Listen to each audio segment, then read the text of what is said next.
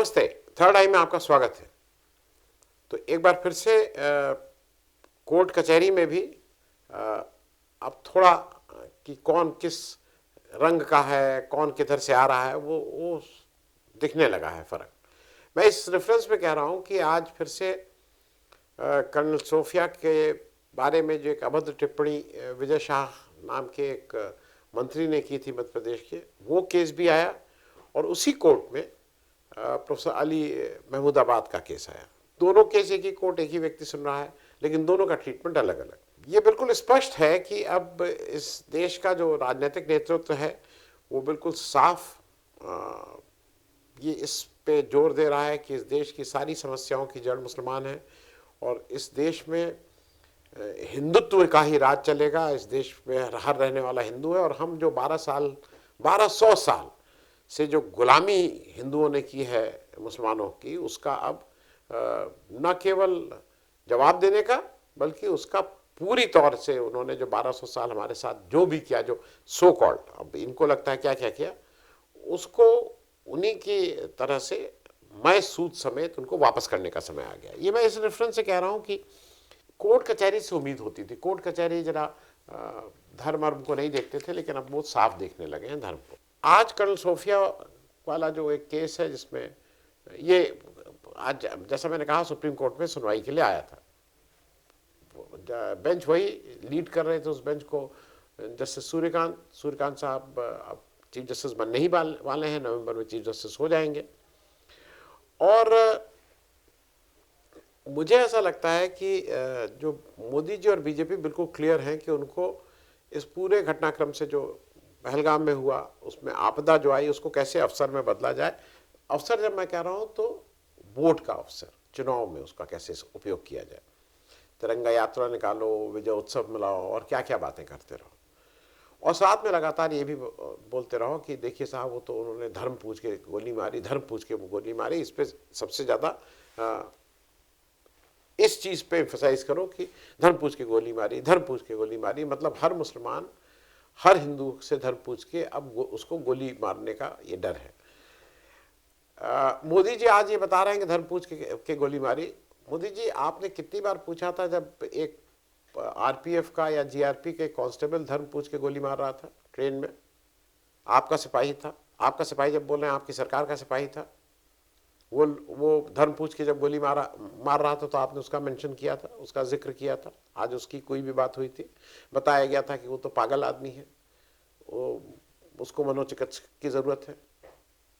तो ये जो लोग आए थे ये भी क्या पागल थे या ये, मतलब मैं इसलिए इस चीज को पूछ रहा हूं कि आप तो बड़े आसानी से उस समय इस पे बिना कुछ बोले निकल लिए थे। देखिए, जो फिर से मैं याद सिलसिलेवार इसलिए दिखा दूं कि याद करा दूं क्या हुआ। पहलगाम में आतंकवादी आते हैं, 26 लोगों की हत्या करते हैं। उसके जवाब में भारत की तरफ से ऑपरेशन सिंदूर नाम से एक जवाबी कार्रवाई होती है। 9 आतंकवादी जो स्टेशन हैं, उनके अड्डे हैं पाकिस्तान में, उस पाक ऑक्युपाइड कश्मीर में, उनको जाके भारत की तरफ के जो मिसाइल हैं और जो जहाज़ हैं वो उसको ज़मींदोज़ कर देते हैं। साथ में हमारे जो विदेश मंत्री हैं वो ये भी बताते हैं कि उनको भेजने से पहले हम लोगों ने पाकिस्तान को आगाह कर दिया था। फिर वो अब बताते हैं कि नहीं, वो फेज़ 1 में आगाह किया था, फेज़ 2 में नहीं किया था। फेज़ 1 क्या था, फेज़ 2 क्या था, ये वही जाने। और हालांकि वो कैमरे पे तो यही कहते थे, जिसका अर्थ कोई भी देख के समझेगा कि उन्होंने पाकिस्तान को आगाह किया था। किसके कहते हुए किया था, किसके कहने पे किया था, किस कन्वेंशन के तहत किया था, ये नहीं मालूम है।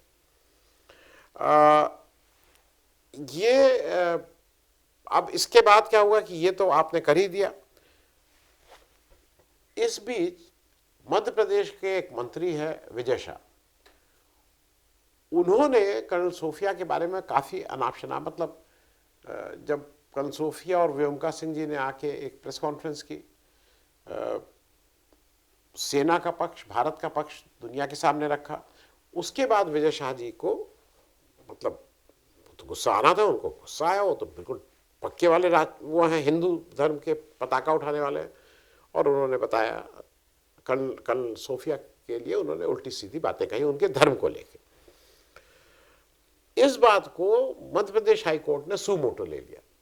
उन्होंने कहा भाई ये आप कैसे कर सकते हैं, और जब सरकार की तरफ से जो लोग अपीयर हुए कि नहीं साहब ऐसे था ऐसे था, तो उन्होंने कहा नहीं कुछ नहीं, बहुत टफ थे, उन्होंने कहा 4 घंटे के अंदर एफआईआर, और नहीं तो हम क्या क्या करेंगे। एफआईआर फाइल करने को भी कहा, और उसमें उन्होंने कहा कि इसमें कोई भी हम एक्सक्यूज नहीं सुनना चाहते हैं, और उन्होंने साथ में भी कहा कि आप चाहिए तो आप जाके सुप्रीम कोर्ट में इसकी वहीं से आपको अगर कुछ कहते हैं तो हम भाई सुप्रीम कोर्ट हमसे बड़ा कोर्ट है, हम सब मान लेंगे। ये जब ऑर्डर किया तो विजय शाह मध्य प्रदेश के इस ऑर्डर के अगेंस्ट सुप्रीम कोर्ट चले गए। यहां तक आपको याद है। हालांकि सुप्रीम कोर्ट ने इनसे फिर वापस उस समय कहा था कि नहीं, ये तो भाई सुप्रीम कोर्ट को लग रहा था कि इतने बड़े मामले में कैसे बोले। 14 मई की रात को, क्योंकि दिन में ये ऑर्डर हुआ था मध्य प्रदेश हाई कोर्ट से, 14 मई की रात में वहाँ एक भोपाल में इसकी एफआईआर लिखाई जाती है सेक्शन 152, 196 1B और 197 1C में, भारतीय न्याय संहिता के तहत इनके ऊपर एक एफआईआर लिखा दी जाती है।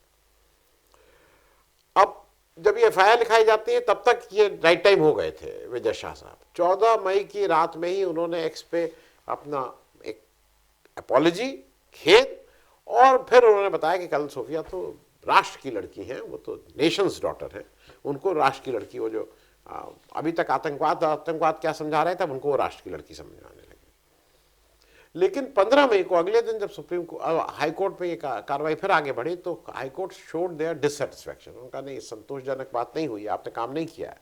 और फिर उन्होंने कहा कि अब जो मध्य प्रदेश हाई कोर्ट है वो मॉनिटर करेगा कि आप इसको कैसे, इसमें आप क्या क्या कर रहे हैं, कैसे इन्वेस्टिगेशन चल रहा है। अब इस मॉनिटर करने वाला जो जजमेंट दिया, इसके अगेंस्ट भी विजय शाह पहुंच गए सुप्रीम कोर्ट। तो सुप्रीम कोर्ट में 2 केस, एक मध्य प्रदेश हाई कोर्ट जो मॉनिटर कर रहा है वो नंबर 2 केस, और नंबर 1 केस जो originally Madhya Pradesh high court ने एफआईआर करने के लिए कहा था, इन्होंने उसको क्वैश करने की बात की थी। सुप्रीम कोर्ट ने 19 मई को विजय शाह के ऑर्डर पे, अरेस्ट पे रोक लगा दी और एक एसआईटी बना दी। एसआईटी क्या करेगी नहीं मालूम, क्योंकि तो ऑलरेडी सेल्फ एडमिटेड है। जब वो माफी मांग रहे हैं, खेद व्यक्त कर रहे हैं, तो एडमिटेड है कि उन्होंने जो कहा था, लेकिन फिर भी एसआईटी बना दी गई। और ये था कि जल्दी से एसआईटी अपनी रिपोर्ट दे। उसी के सिलसिले में आज जो तुषार मेहता साहब हैं, सॉलिसिटर जनरल ऑफ इंडिया, उन्होंने सुप्रीम कोर्ट में ये बताया कि साहब एसआईटी बन गई है, जांच बहुत तेजी से चल रही है, सब कुछ चल रहा है। मतलब जांच क्या होनी है मुझे अभी भी नहीं मालूम। वो तो जो बोले वो रिकॉर्ड पे, वो कह रहे हैं हमने बोला इसलिए हम खेद व्यक्त कर रहे हैं। अब इसके बाद भी जांच होनी है। उन्होंने कहा कि एक एसआईटी बन गई है, लोग उसमें आ गए हैं, और स्टेटस रिपोर्ट उन्होंने जमा की। स्टेटस रिपोर्ट उन्होंने बताया कि जो एसआईटी है उसने साइट विजिट की, सोची कितना बड़ा काम किया उन्होंने।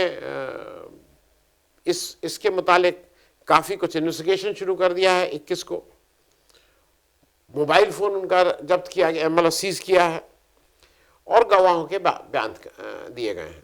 अब जब वो ये सब चीज़ें कह रहे हैं तो किसकी हिम्मत जो उसको चैलेंज करे कि आपने क्या, क्यों किया, कैसे नहीं किया, क्या करना चाहिए था। अब इधर क्या हुआ कि जब आज ये जैसे सूर्यकांत के यहाँ की बेंच के सामने लगा, तो उन्होंने एक काम तो बहुत कन्वीनियंटली किया।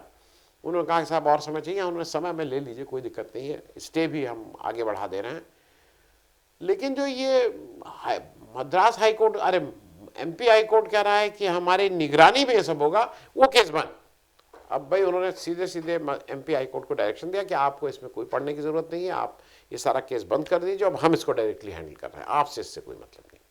मतलब उनको कहीं ना कहीं मन में डर है ना कि उस जज ने कहा है, तो ऐसा जब उसने कर ही दिया तो कल के दिन वो कहीं दूध का दूध और पानी का पानी ना कर दे, कहीं वो विजय शाह के इस कृत्य के लिए जो उनको जो दंड मिलना चाहिए वो दंड का कुछ ऑर्डर ना कर दे। तो इसलिए उसको ये कह दो कि नहीं तुमसे मतलब नहीं, अब आप उससे हट जाइए। और साथ में यहाँ पे एसआईटी को समय भी दे दिया, खूब समय कर लो, मतलब बातचीत करिए और बताते रहिए। इधर क्या हुआ कि कल सोफिया के केस में मैं इसलिए इस बात को कह रहा हूं कि ये दुख की बात है। देश का कोई भी सिपाही, कोई भी, वो धर्म से ऊपर होता है, वो उसके लिए राष्ट्र ही उसका धर्म है, जात है। कल सोफिया का सिर्फ मामला यहां नहीं रुक रहा है। मोदी जी गुजरात के दौरे पे हैं, जो आज पेपर में आया कि कुछ अपने जो जहाँ पे कल सोफिया का परिवार रहता है, वहाँ के जो जिले के डीएम साहब हैं, उन्होंने फ़ोन करके इनके परिवार से कहा कि भाई मोदी जी आ रहे हैं, आइए, फूल उनके ऊपर आपको फूल फेंकना है। तो उनके भाई, उनकी बहन, उनके पिता, ये सब लोग आए।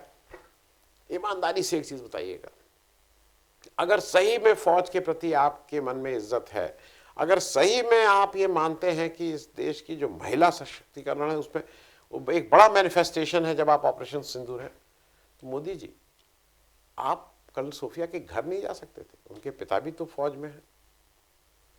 पिक्चर भी अच्छी आती, फोटो जो जाती ना, 4 की जगह 8 कैमरा ले लेते, अलग अलग एंगल से, ऊपर से, नीचे से। अब तो ड्रोन भी हो गया है, तो 4 का फोटो ड्रोन से ले लेते।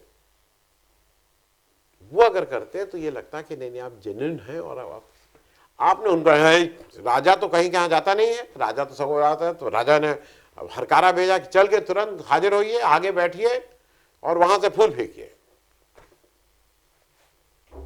मतलब आप सोच सकते हैं किस हद तक यहां कर रहा हूं। और मैं ये इसलिए बता रहा हूं कि जब ये सब हो रहा है उस समय जो अपने जस्टिस सूर्यकांत साहब हैं, वो याद बार बार दिला रहे हैं बेला त्रिवेदी जी, जस्टिस बेला त्रिवेदी की।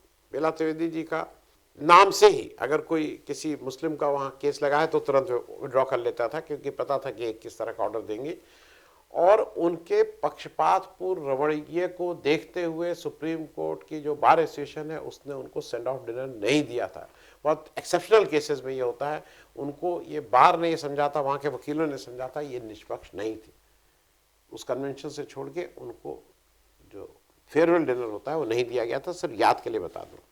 और कहीं ना कहीं ऐसा लगता है कि जस्टिस सूर्यकांत को भी ये वाला रास्ता, बेला त्रिवेदी जी वाला रास्ता ज़्यादा अच्छा लगता। इसी के साथ आज उसी कोर्ट में, अच्छा, उन्होंने कहा कि नहीं कोई दिक्कत नहीं, स्टे आगे हमने एक्सटेंड कर दिया है, आप अपना टाइम लीजिए आराम से, कोई बहुत जल्दी नहीं है, कुछ निकाल के लाइए जिससे, ये कहा नहीं है लेकिन बेसिकली मैसेजिंग ये है, कुछ ऐसा निकाल के लाइए जिससे इनको रफा दफा मामला यहीं सुप्रीम कोर्ट में ही हम सब सेटल कर देंगे। नीचे का जो MP कोर्ट था, मध्य प्रदेश कोर्ट है, उसको कोई जो उसने कुछ गलती आपके साथ कर दी, आपको ये सब FIR करा दी, ये भाई अब वहाँ आगे से नहीं होगा। मैं ये बात इसलिए उठा रहा हूँ, आप जरा ये बताइए, जब सुप्रीम कोर्ट का ये रवैया है तो देश का कौन सा हाई कोर्ट की हिम्मत होगी कि भाजपा के किसी मंत्री के अगेंस्ट कुछ भी करे? आप खुद बताइए, अगर सुप्रीम कोर्ट में ये हालत है तो कौन हाई कोर्ट और कौन लोअर कोर्ट की हिम्मत होगी वो कुछ भी। इसीलिए ये हो रहा है कि आजकल बाढ़ आई हुई है, ये नेताजी उस महिला के साथ पकड़े गए, वो भाजपा के खूब नेता रोज पकड़े जा रहे हैं यौन शोषण में। लेकिन किसकी हिम्मत इसलिए नहीं क्योंकि जब सरकार का वरद हस्त प्राप्त है तो खूब गुंडागर्दी करिए, कुछ चाहिए वो करिए। और इसी के साथ साथ आज आया था प्रोफेसर अली महमूदाबाद का केस भी। अली महमूदाबाद वाले केस में ये ज्यादा इंटरेस्टेड है कि जरा ये बताइए कि आपने नेशनल ह्यूमन राइट्स कमीशन को क्या जवाब दिया। वो जवाब लाइए, हम लोग जवाब देखना चाहते हैं। मतलब कहीं ऐसा लगता है कि अगर जवाब में कोई अनकंफर्टेबल है तो कुछ ठीक किया जाए उसको तो भाई सुप्रीम कोर्ट तो सुप्रीम है, तो उसको कुछ ठीक किया जाएगा। और जब यहाँ पे प्रोफेसर अली के वकीलों ने, कपिल सिब्बल उसको लीड कर रहे थे, ये कहा कि भैया कुछ बेल की कंडीशंस रिलैक्स कर दीजिए, आपने बहुत हार्श कंडीशंस लगा रखे। नहीं, ये सब कंडीशन कुछ नहीं, अब देखा जाएगा, आगे देखा जाएगा, अभी तो मैं उनकी कोई नहीं, रिलैक्स करेंगे।